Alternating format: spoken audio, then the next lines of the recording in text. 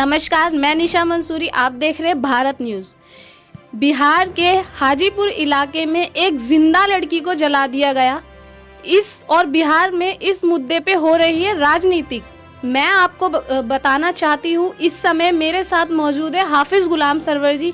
मैं इनसे बात करना चाहूँगी और मैं आपको दिखाना चाहूँगी वहाँ पे राजनीतिक हो रही है। हाफिज जी, आपका बहुत बहुत स्वागत है। आप क्या कहना चाहते हैं इस मुद्दे पे? बहुत बहुत शुक्रिया आपका।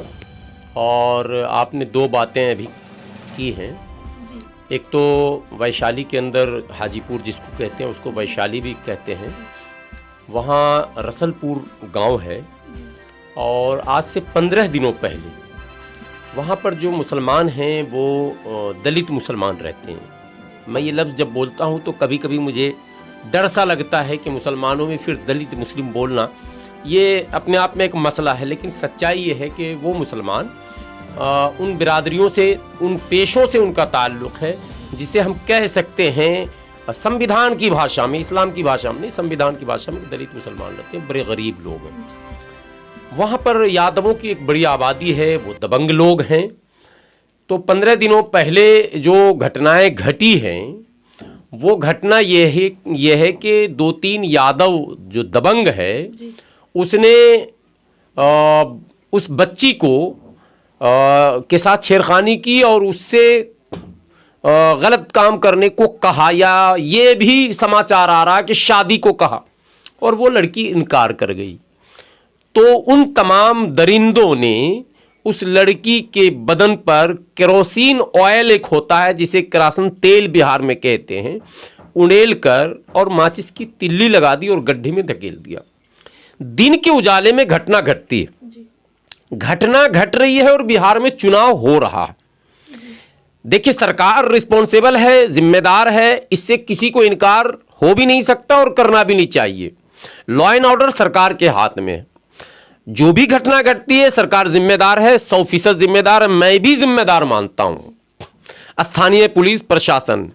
लेकिन मेरा साफ सवाल उन दलों से है जो अब राजनीति करना चाह रहे हैं, और राजनीति शुरू भी हो गई। जो आपने बात बताई वो हो चुकी है वहां शुरू। तो इन 15 दिनों तक जब हेलीकॉप्टर उड़ रहा था बिहार में और बड़ी बड़ी बातें हो रही थी मंचों से, अकलियतों के ताल्लुक से, माइनॉरिटी के को लेकर बड़े बड़े दावे हो रहे थे, यहां तक के माइनॉरिटी के स्वघोषित लीडर असदुद्दीन ओवैसी को टारगेट भी किया जा रहा था जिन दलों के द्वारा। मैं उन दलों से ये सवाल करना चाहता हूं कि आपने उस समय इस मुद्दे को क्यों नहीं उठाया? ये तो सरकार का फेल्यूर था। आप उठाते तो शायद आपको वोट का भी बेनिफिट मिलता और माइनॉरिटी में ये मैसेज जाता कि भाई अमुक अमुक दल ने इंसाफ की आवाज उठाई है। लेकिन इन लोगों ने खामोशी इसलिए अख्तियार की कि वो जो अभियुक्त है, वो जो मुजरिम है, वो जो हत्यारा है, वो एक जाति विशेष का है और जिस जाति से उसका संबंध है उसी जाति का नेता बिहार का सबसे बड़ा सेकुलर लीडर कहला रहा है और मुसलमानों के वोट का भी दावेदार है। अब उसने सोचा कि इस पर पर्दा ही डाल देने में मने बेहतर है मेरे लिए। साथ में सरकार से यह सवाल हो रहा है कि आपने पर्दा क्यों डाला? सरकार यह सफाई दे रही कि चुनाव चल रहा था और पोलराइज होने का डर था, हंगामा का डर था, इस डर से इस मुद्दे को दबा दिया गया। लेकिन अब जबकि चुनाव खत्म हो गए, आज मुख्यमंत्री जी ने शपथ भी ले लिया है और सारा प्रशासनिक अमला मुख्यमंत्री जी के हाथ में ऑलरेडी अब आ चुका है। पहली बात तो मेरी मुख्यमंत्री जी से यह विनती हाथ जोड़कर, एक भी अभियुक्त बचना नहीं चाहिए और संबंधित थाने के थाना प्रभारी को अविलंब केवल ट्रांसफर या लाइन हाजिर नहीं बल्कि उसे बर्खास्त किया जाना चाहिए और उसका तनख्वाह रोक देना चाहिए, चूंकि उसकी निगरानी में इस तरह की हरकत हुई है। निगरानी इसलिए मैं कह रहा हूं कि जब सूचना पर पुलिस पहुंचती है तो अभियुक्त क्षेत्र में होता है, उसको अवसर दिया जाता है कि वो इधर उधर हो जाए, भाग जाए, छुप जाए।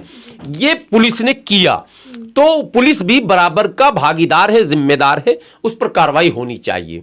और संबंधित सभी अधिकारियों से यह सवाल पूछा जाना चाहिए कि 15 दिनों में उन अभियुक्तों की गिरफ्तारी क्यों नहीं हुई?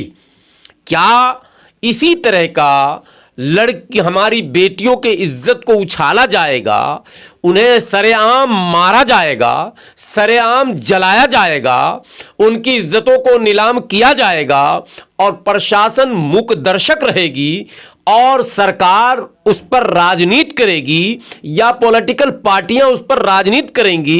क्या यही होगा बिहार में? मैं समझता हूं ये कहीं से भी इसको जस्टिफाई नहीं किया जा सकता।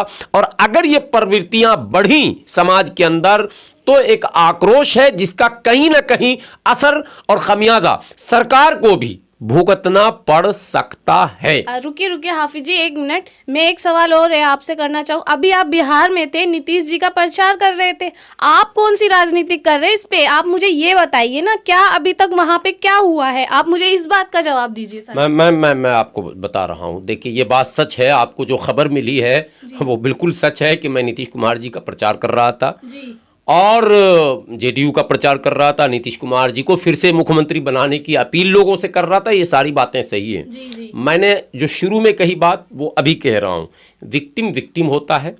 जो पीड़ित परिवार है वो पीड़ित परिवार है। हम पीड़ित परिवार के साथ पहले हैं, सरकार के साथ बाद में हैं। मैं वो राजनेता नहीं हूं कि कुछ भी हो जाए हमें सरकार की तरफ से ऐसा पक्ष रख देना चाहिए कि पीड़ित परिवार को न्याय भी ना मिले। नहीं, मैं सरकार से मांग करता हूं, आदरणीय मुख्यमंत्री नीतीश कुमार जी से मांग करता हूं। मैंने आपका प्रचार किया साहब, और मैंने किया नहीं, पूरी तंजीम हमारी आपके लिए प्रचार कर रही थी। और मैं एक बात और मेंशन कर दूं, जब आपने सवाल कर लिया तो मैं बता दे रहा हूं, जिस जगह की यह घटना है वो विधानसभा जो है वहां भी हमारे संगठन के लोग गए थे प्रचार करने। नीतीश कुमार जी का जो आपने सवाल किया वो मैं कह रहा हूं, नीतीश कुमार जी का। नीतीश कुमार जी से हम लोगों को पूरी उम्मीद है कि जरूर ये जो प्रक्रिया, जिस समय ये घटना घटी, मैं विपक्ष पर इसलिए आरोप लगा रहा था कि आपको आवाज उठानी चाहिए थी। सरकार को इसलिए उस वक्त नहीं घेर रहा हूं कि पूरा सिस्टम जो बिहार का था वो चुनाव आयोग के अंदर में था। उस वक्त सरकार का कुछ चल नहीं सकता। एक थाने की प्रभारी की तो बात बहुत दूर की बात, एक सिपाही को भी मुख्यमंत्री कुछ नहीं कह सकता था पूरे चुनाव में। काउंटिंग हो जाने के बाद, सदस्यता ग्रहण कर लेने के बाद, शपथ ग्रहण कर लेने के बाद, इसीलिए आपको एक नॉलेज की बात बता दूं, चुनाव के बाद नीतीश कुमार पहले भी मुख्यमंत्री थे, बाद में भी मुख्यमंत्री बने, तो फिर इस्तीफा क्यों दिया बीच में? एक प्रक्रिया है और ये लीगल प्रक्रिया है। आपको इस्तीफा देना पड़ेगा, फिर से शपथ लेना पड़ेगा, चार्ज लेना पड़ेगा, डिपार्टमेंट और विभाग उसमें बदलेंगे नई सरकारों में। तो हमें उम्मीद है, उम्मीद नहीं मुझे विश्वास है कि न्याय मिलेगा। इसीलिए मैं नीतीश कुमार जी से मांग कर रहा हूं। नीतीश कुमार जी न्याय के साथ विकास की बात करते हैं और महिला सम्मान की भी बात करते हैं।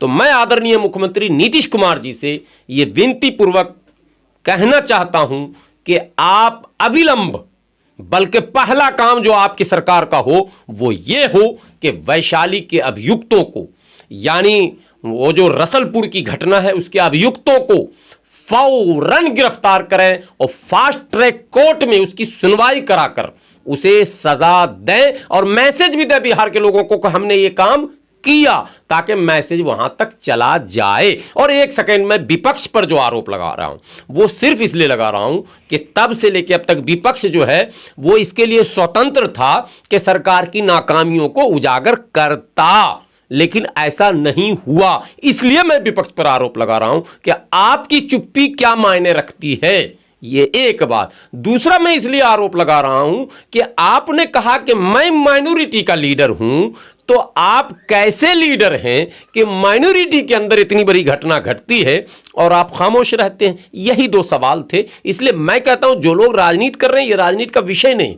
विक्टिम के साथ हम खड़े हैं, पीड़ित परिवार के साथ खड़े हैं, मेरा पूरा संगठन खड़ा है और हम लोग मुख्यमंत्री से बिल्कुल इस पर बात करेंगे और मुख्यमंत्री जी से विनती करते हैं, आपके चैनल के माध्यम से भी हम विनती करते हैं, अगर वो आवाज वहां तक पहुंच जाए कि आप सरकार, आज आपने शपथ ली है, आप पहला काम यह ऐलानिया करें कि इस तरह के कृत्य करने वालों को किसी कीमत पर बख्शा नहीं जाएगा।